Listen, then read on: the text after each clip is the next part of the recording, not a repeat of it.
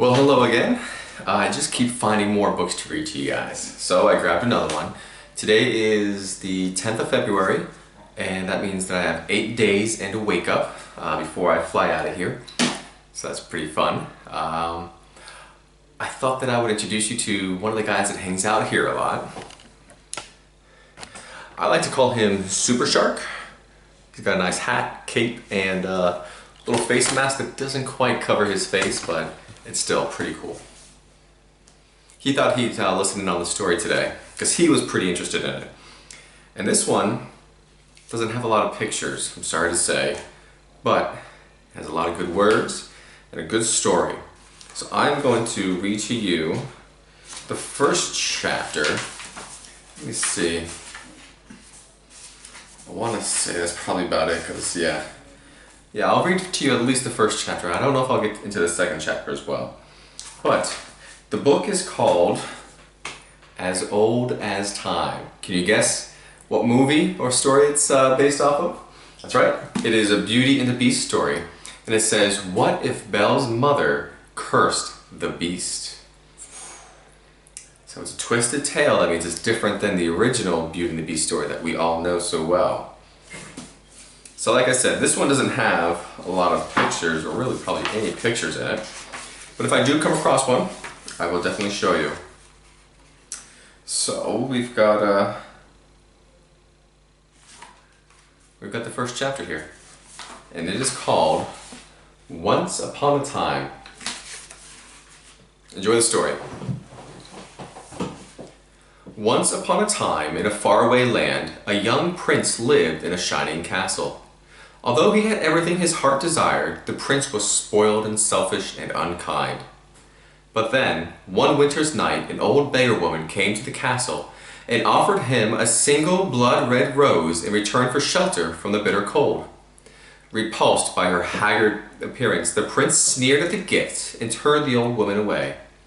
Although she warned him not to be deceived by appearances, for true beauty is found within. And when he dismissed her again, the old woman's ugliness melted away to reveal a beautiful enchantress. The prince tried to apologize, but it was too late, for she had seen that there was no love in his heart. As punishment, she transformed him into a hideous beast and placed a powerful spell on the castle and all who lived there.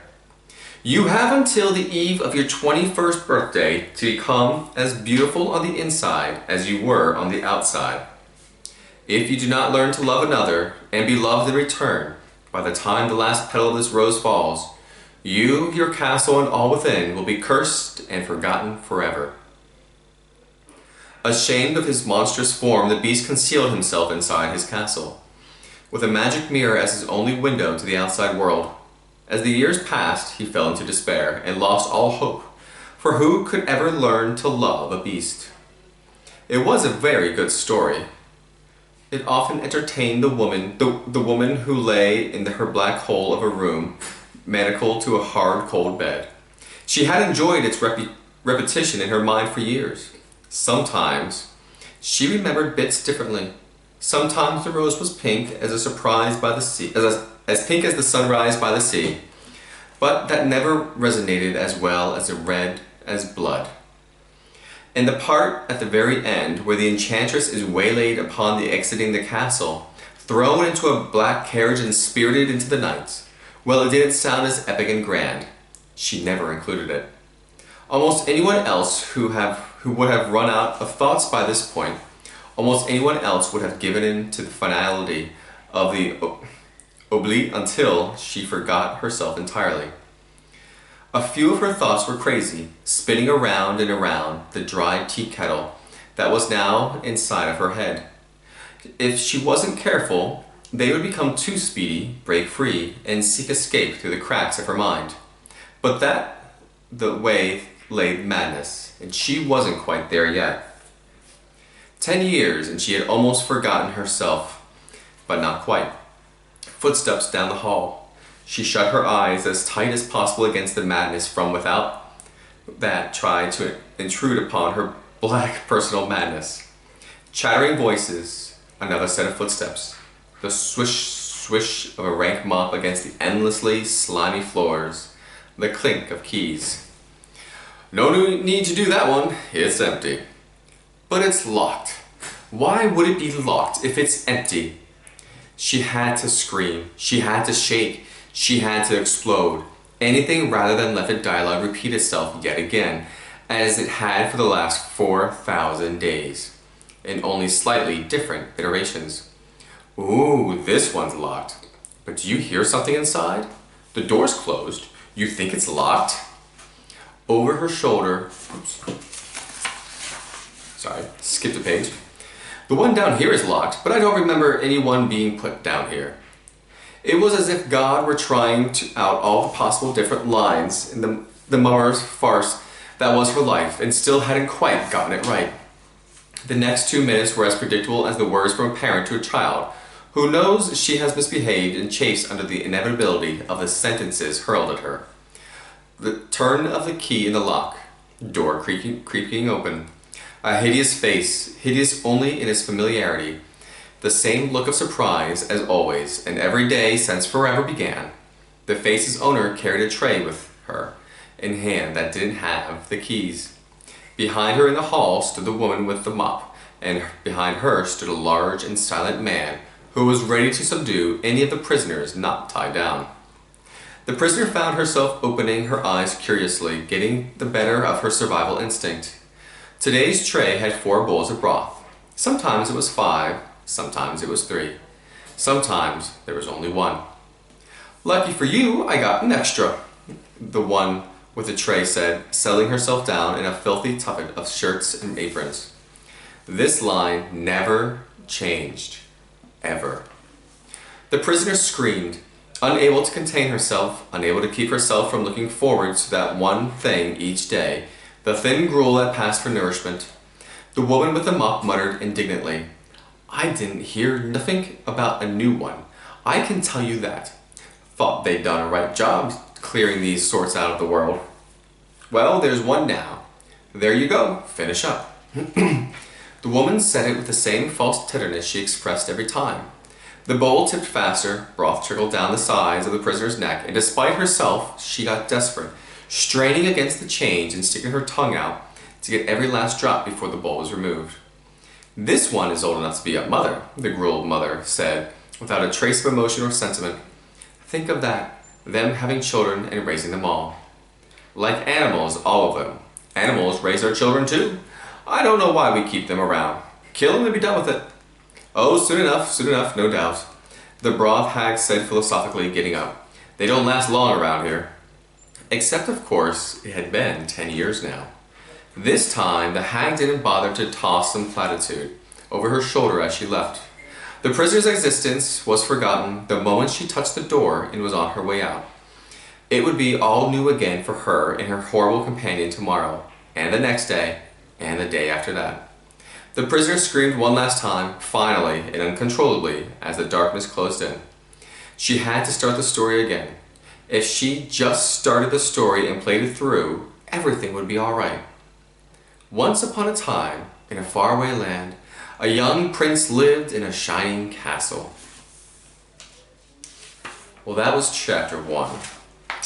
Let's see. Chapter 2. Maybe I'll give this one a shot too. And this chapter is called Before the Beginning. Do you want me to read this one, Mr. Shark? I do. I definitely want you to read this chapter. Okay, I'll read the chapter. Before the Beginning. Once upon a time, slightly longer ago than before, there was a kingdom whose name and very existence have long since been forgotten. While the rest of the world was fighting for control of new lands across the seas, inventing ever more deadly weapons, and generously gifting their own religion to foreign people who didn't want it, this kingdom just splendidly was. It had fertile croplands, dense hunting forests, a neat little hamlet, and the prettiest postcard castle anyone had ever seen. In happier years, because of its removed location in an out-of-the-way valley, it was a lodestone for the artistic, the different, the clever, les charmants. They fled there as the modern world closed in on the rest of Europe. The little kingdom passed the Dark Ages and the Renaissance peacefully and uneventfully. Only now were the diseases of civilized man finally catching up. Even so, here there were still fortune tellers who could actually tell your fortune, farmers who could pull water from stone during a dry season, and performers who could really turn boys into doves, and sometimes back. The kingdom also drew those who didn't have powers, precisely, but their own unusual natural talents and quirks. Those who felt comfortable among other folk, misfits, and dreamers, poets and musicians, nice oddballs finding refuge there in a world that didn't want them. One was a young man named Maurice. The son of a tinker, he had both the will to wander and the skill to fix and invent. Unlike his father, however, he felt a change in the ancient air of Europe. Wonderful mechanical change, a future filled with weaving mills powered by steam, balloons that could carry people to far-off lands, and stoves that could cook meals all by themselves. Determined to be part of all this, Maurice looked to both the past, the steam engines of Hero, and the present, desperately chatting up anyone who had a first-hand account of the marvels he had read about. His longing took him all over, chasing down gears and pistons and demonstrations of science. But he realized that a life of wandering would get him nowhere. He needed some place he could really sit and think for a while, and tinker with really big things. Machines that required huge fires and mighty smelters. Some place he could store all his junk. In short, he needed a home. Following his heart and rumors, he wound up in a corner of Europe that was just a bit out of sync with the rest of the world. First, he stopped at a tiny village on a river that was perfect for powering water wheels. But after observing the provincial little lives of the people there and enduring their horrified looks at his hand cart filled with goggles and equipment and books, he realized that it was not the right place for him. He crossed the river and went on through the woods, winding up in the strange kingdom where it wasn't unusual for someone to be seen whispering to a black cat, and the cat whispering back or having a drink at the local pub, still covered in silver soot from the day's work and wearing dark mica goggles, where he would fit in. Maurice immediately struck up a friendship with some local lads and ended up renting a place with one of them. Alaric, more into animals than machines, managed to get them cheap room at the back of one of the stables where he hired himself out as a groomsman. While the lodging itself was tiny and reeked of horses, it did include access to a large common yard. Maurice immediately set about constructing a forge, kiln, and tinkering table. He happily betook any hard labor that would bring him closer to getting to the right bits for his latest project. While he picked rocks out of the fields or hauled sheaves of grain on his shoulders, his mind was far away thinking about the tensile strength of different metals, the possibilities of alloys, and how to achieve the perfectly cylindrical, smooth shape he needed for the next step. Old Maurice, head in the clouds, his fellow strong lads would say, clapping him on the shoulders. But it was always said with a smile and respect, the same way they called Josepha, the tavern maid, the Black Witch. Her punch was strong, and the shocks she could deliver with a sound of her fingers to irksome customers even stronger. At the end of the summer, all of the able-bodied young men were working in the fields, even Alaric, who preferred horses to the oats they ate.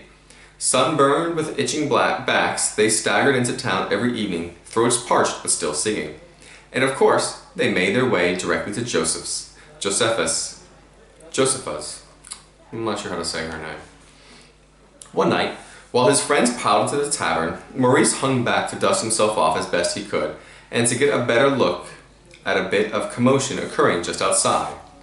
A giant and solid-looking man stood with his legs spread aggressively and dangerous look in his eye.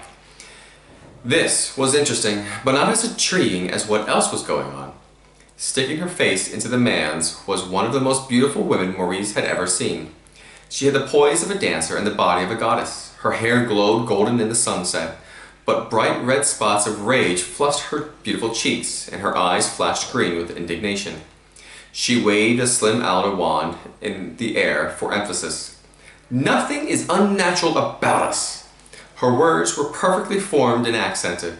It was emotion that caused her to nearly spit.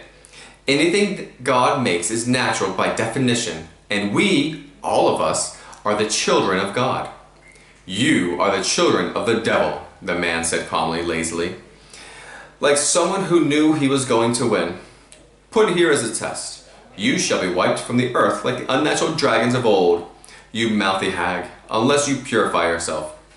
"Purify?" The girl actually spat this time. "I was baptized by the Monsignor himself, so that is at least one more bath than you've ever had, you son of a pig." The man made a movement, a very slight one, reaching to his waist.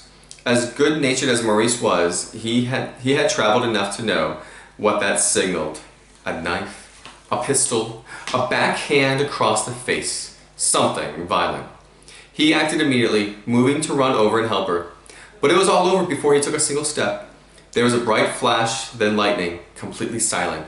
Everything went stark white. After a few moments, Maurice could see again. The girl was storming off angrily, but the man still stood there. There was indeed a pistol in his hand that he had meant to use. It fell to his side, now forgotten. More pressing business occupied the man's attention. Where his nose had been, there was now a bright pink snout. "Son of a pig," Maurice repeated slowly, beginning to smile. Pig. He chuckled to himself and finally went into the tavern. He found Alaric with the usual gang, along with someone new, a thin, drawn-looking young man who folded his body over and brought his shoulders together like an insect. A very unhappy one. His clothes were dark and the expression on his face nervous and dour. In every way the exact opposite of the fair-haired and sunny groomsman. Maurice moved toward them slowly, still thinking about the incident outside. Not the flash of the fight or the pig's nose, but the way the setting sun had gleamed on the girl's tresses. Alaric impatiently pulled him down into a seat between himself and the brooding fellow.